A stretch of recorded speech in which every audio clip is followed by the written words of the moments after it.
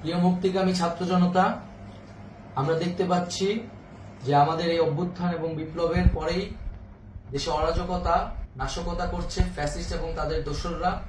আমরা দেখতে পাচ্ছি যে বিভিন্ন জায়গায় এখন গোলাগুলি চলছে, মন্দিরে হামলা হচ্ছে এবং নাশকতা ও লুটপাট করছে।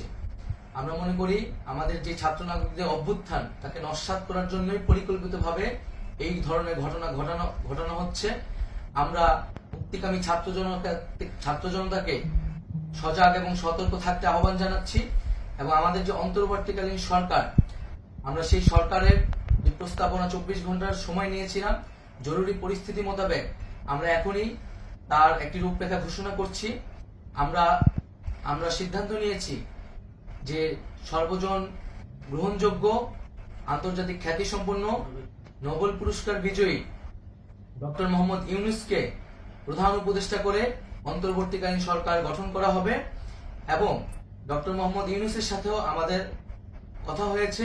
তিনি ছাত্র জনতার আহ্বানে বাংলাদেশকে রক্ষা করতে এই গুরু দায়িত্ব নিতে সম্মত হয়েছে। আমরা সকালের মধ্যেই আমরা এই সরকার গঠনের প্রক্রিয়া দেখতে চাই।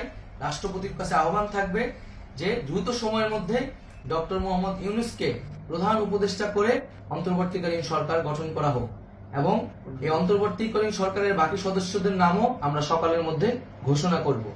প্রিয় বন্ধুগণ, দেশে যে অরাজকতা চলছে, মানুষের জীবনে নিরাপত্তাহীনতা চলছে, সেজন্য আমরা রাষ্ট্রপতির কাছে আহ্বান জানাচ্ছি দেশে আইন শৃঙ্খলা পরিবেশ ফিরিয়ে আনার জন্য দ্রুত সময়ের মধ্যে কার্যকর ব্যবস্থা নিতে হবে এবং আইন শৃঙ্খলা বাহিনীকে সহযোগিতা করার জন্য মুক্তিকামী ছাত্র জনতাও রাজপথে থাকবে এবং অন্তর্বর্তীকালীন সরকার গঠন না হওয়া পর্যন্ত মুক্তিকামী ছাত্র জনতাকে রাজপথে থেকে তাদের যে অভ্যুত্থান, সেই অভ্যুত্থানকে রক্ষা করতে হবে।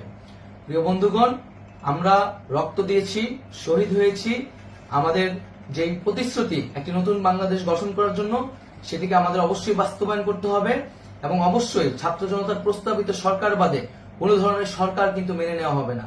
আমরা বলেছি কোনো ধরনের সেনা শাসিত সরকার অথবা সেনা সমর্থিত সরকার অথবা এই ফ্যাসিস্টদের দোসরদের কোনো বিটিম সরকার কিন্তু আমরা মেনে নিব না। কোনো গণবিরোধী সরকারকে মেনে নেওয়া হবে না। ছাত্র জনতার অভ্যুত্থানকারী যে প্রস্তাবিত সরকার, অন্তর্বর্তীকালীন সরকার, যেটা আমরা সিদ্ধান্ত উপনীত হয়েছি ডক্টর মোহাম্মদ ইউনূসকে প্রধান উপদেষ্টা করে এই সরকার গঠন করা হবে, সেই সরকারকেই বাস্তবায়ন করতে হবে অবিলম্বে।